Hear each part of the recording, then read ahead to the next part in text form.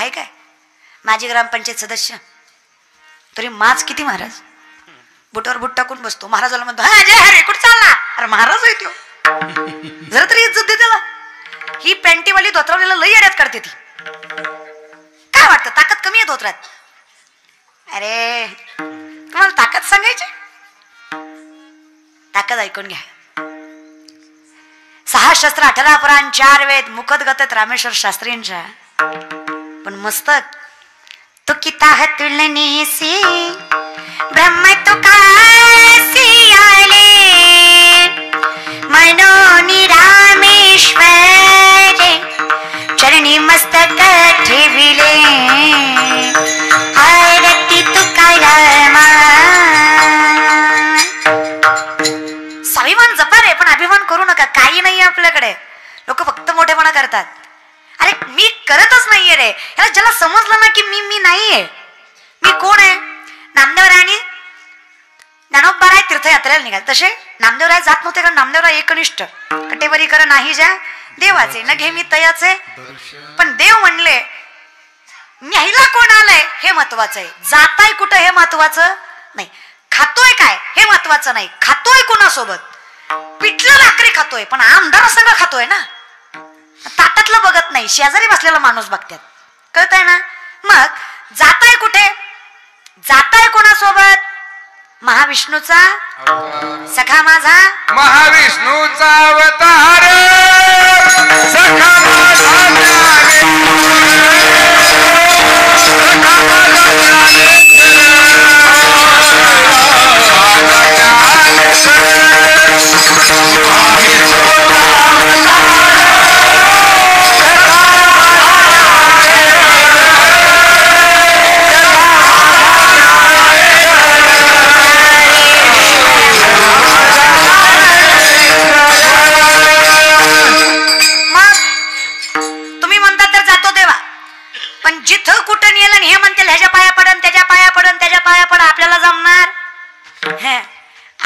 आम्हाला म्हणलं ना कुणाचे पाय पडावे, कुणाचे फक्त आम्हाला पैसा भेटला पाहिजे, आम्ही कुणाचे पाय पडू महाराज. बरं का, एक विनंती आहे बरं का, लक्षात घ्या. हे जरा निष्ठा शिकारे. कर्मवीर भाऊराव पाटलांनी शेतकऱ्यांच्या मुलासाठी महाविद्यालय चालू केलं, ज्याचं नाव होतं श्री शिवाजी महाविद्यालय. त्यामध्ये शेतकऱ्यांच्या पोरांसाठी निशुल्क शिक्षण होतं, 1 रुपया सुद्धा नाही. आणि शिक्षण म्हणजे आज आपण ज्या सीटासाठी लाखो रुपये ओततो ना, तुमची पोरं शिकत असतील तर मला सांगा, आज जर तुम्हाला MBBS ला MHS BHMS ला किंवा सध्या कॉम्प्युटर इंजिनिअरिंगला डॉक्टर इंजिनिअरिंगला मेकॅनिकल इंजिनिअरिंगला जर तुम्हाला पाहिजे असतील सीट किंवा ऍडमिशन पाहिजे असेल, पैसे ओतावे लागतात की नाही, ओतावे लागतात की नाही.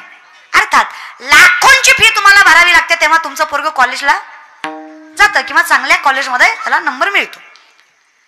मग आता अशा पोरांसाठी की ज्यांना काहीच नाहीये पण हुशार आहेत, कर्मवीर भाऊराव पाटलांनी कॉलेज चालू केलं.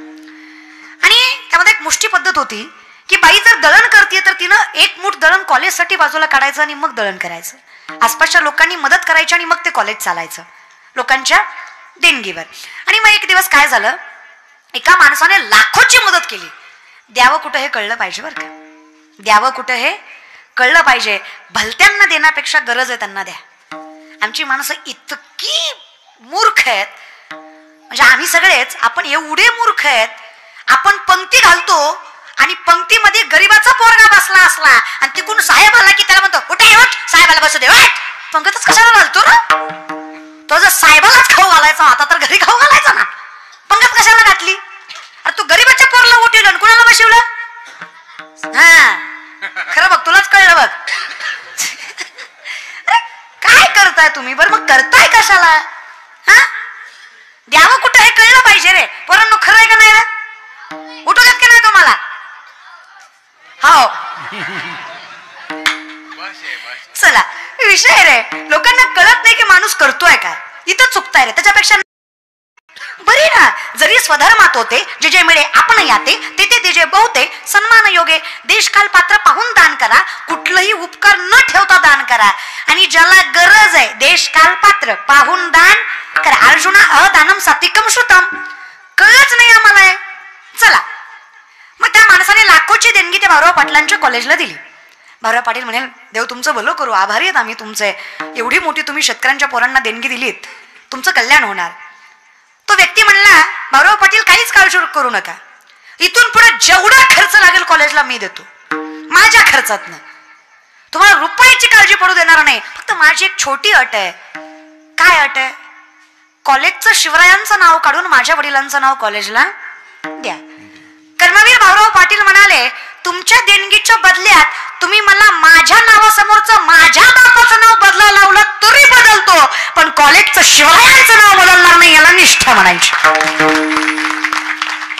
आम्हाला कोण म्हणलं धर्म बदल तुला सरपंच करतो, तरी आम्ही व्हायचं. आम्हाला सत्ता महत्वाची. खरंय की खोटं? अगदी. आम्ही इथे चुकतोय आणि आम्ही चुकतोय हे आम्ही मान्य करत. सगळ्यात मोठा इशू से सॉरी हा रिकाम आहे. का बरं? का तात्काळ व्हायचं? माझं चुकत नाही. कसं रे यार, माणूस आहे तू, चुकणारच आहे. चुकत नाही म्हणजे काय? परमात्मा चुकला. आज ब्रह्मदेवाला देवघरात जागा नाही, चंद्राला डाग आहे. शंकर चुकले, तू कोण आहे? महाशंकर. चुकणारच बाबा, पण मान्य कर ना.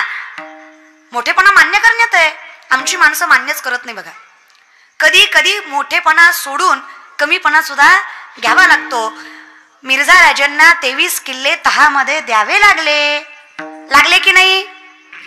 मिर्झा राजांना छत्रपती शिवरायांनी तहामध्ये 23 किल्ले दिले की नाही? दिले. मावळे चिडले, काय राजा, अहो रक्ताचं पाणी करून ओतलं आम्ही, अहो जीवाला जीव दिला आम्ही, अहो ही माती कधी घाण टाकू दिली नाही, आणि जसं शेतीला पिकवतो तसं स्वराज्याला पिकवलं आम्ही, एवढं वाढवलं आम्ही, आणि 23 किल्ले मिर्झा राजाला दिलं. राजा काय वाटलं नाही का तुम्हाला? आमचा चेहरा डोळ्यासमोर आला नाही? राजा म्हणले, या मनगटात ताकद आहे, तुमच्यावर विश्वास आहे, जेवढे दिले त्याच्या दुप्पट माघारी घेणार, शिवरायांचं वचन आहे, आणि घेतलेच. स्वतःवर विश्वास पाहिजे. स्वतःवरचा असणारा विश्वास म्हणजेच परमात्मा आहे. माझं वाक्य लक्ष देऊन ऐका. स्वतःवरचा असणारा विश्वास म्हणजेच परमात्मा आहे. जो साथ देतो तो विश्वास आहे. मी करू शकतो. परवा दिवशी आमच्या कॉलेजमध्ये काय झालं, असं सहज सरांनी विचारलं, कुणाला काय काय करायचंय? एक बोबडा पोरगा होता, त्याला बोबडं बोलणं होतं त्याचं. तो म्हणला, तर मी मार्केटिंग करणार. अख्खा वर्ग खदा हसला, सरही हसले. सर म्हणले, तुला र नीट म्हणा येत नाही, र तू मार्केटिंग कशी करणार? मार्केटिंगची मेन स्ट्रॅटेजी, पुढच्याला माझी वस्तू घ्या हे कन्व्हिन्स करता आलं पाहिजे, त्याला प्रोत्साहित करता आलं पाहिजे की ही वस्तू चांगली आहे, तू घे. आणि त्याच्यासाठी सगळ्यात मोठी टेक्निक आहे बोलणं. आता ह्याला बोलायच धड येत नाही. तो म्हणला, सर त्यातला हातू बितू नका,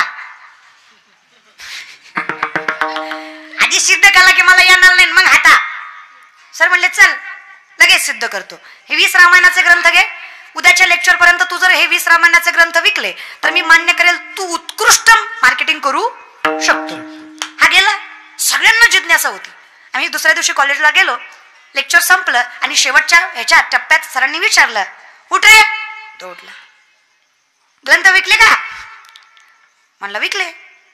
किती विकले? तगले विकले. तगले कधी विकले? अरे तुला र नीट म्हणा येत नाही रामायणातलं, तू तगले कधी विकले? म्हणला काय नाही थेल लय तो बोध. प्रत्येकाच्या दालात जायचो, दालवाजा वाजवायचो. त्यांनी दालवाजा उघडला की त्यांना फक्त म्हणायचं, हे बघा हे रामायण, हे बघा हे रामायण, तुम्ही घेता का मी वाचून दाखवू?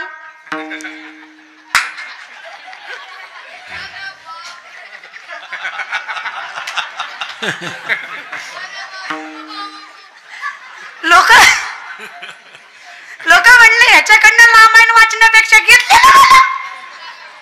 आता यांना रामायण सांगायचं ना आपण ऐकायचं, त्याच्यापेक्षा पैसे द्या, रामायण घ्या. स्ट्रॅटेजी, डोकं वापरा. स्ट्रेन. आज कुठलाही व्यापार मोठा करायचा म्हणलं तर काही ना काही टेक्निक असली पाहिजे. आता आपण साहेबांच्या वाढदिवसानिमित्त कीर्तन करतोय, काहीतरी टेक्निक असल्याशिवाय माणूस मोठा होत. सगळ्यात पहिल्यांदा निष्ठा. मी करतोय ते माझं आहे, मी करणार, स्वाभिमान माझा आहे, सोडणार नाही.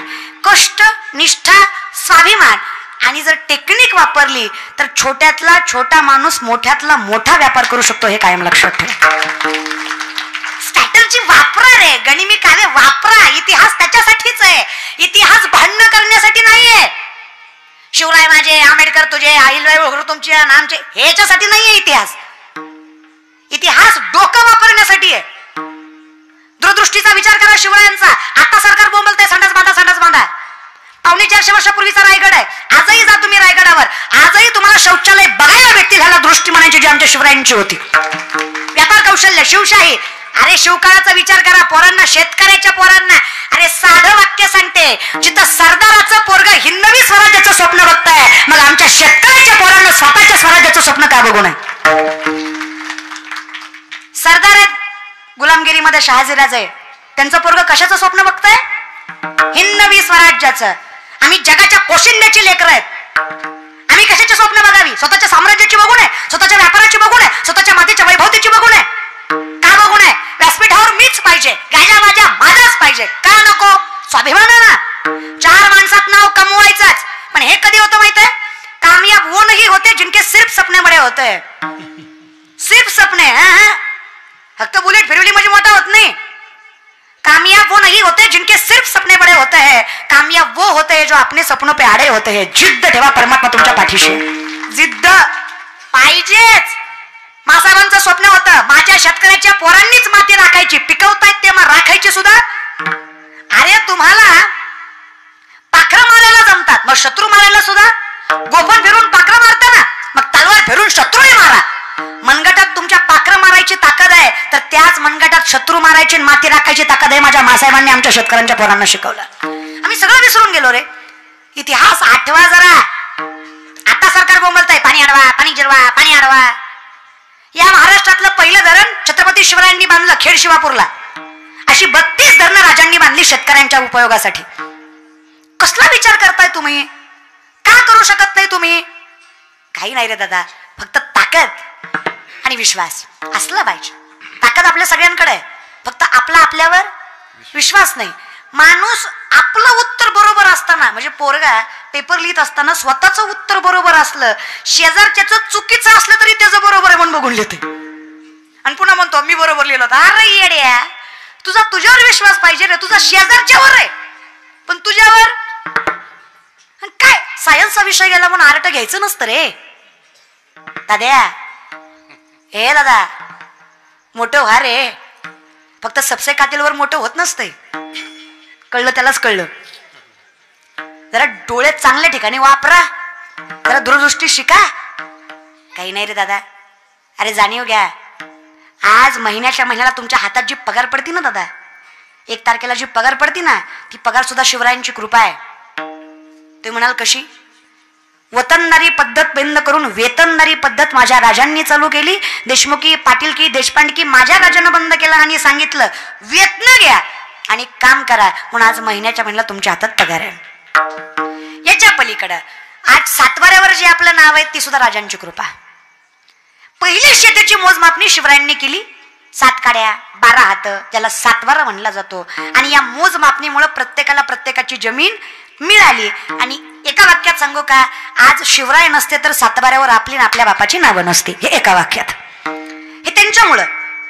आम्ही हा विचार कधीच केला हे कसं घडलं, काय कसं, किंवा कुठल्या पद्धतीने घडलं, हे सोपं होतं का? मुठभर मावळे हातामध्ये होते, जमलं असतं का? कसं जमलं? ताकदेपेक्षा बुद्धीचं बळ कधीही मोठं असतं.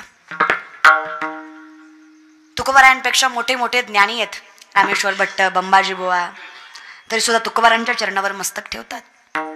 त्याचं कारण ज्ञान आहे रे दादा. आणि हे ज्ञान मिळतं कुठून?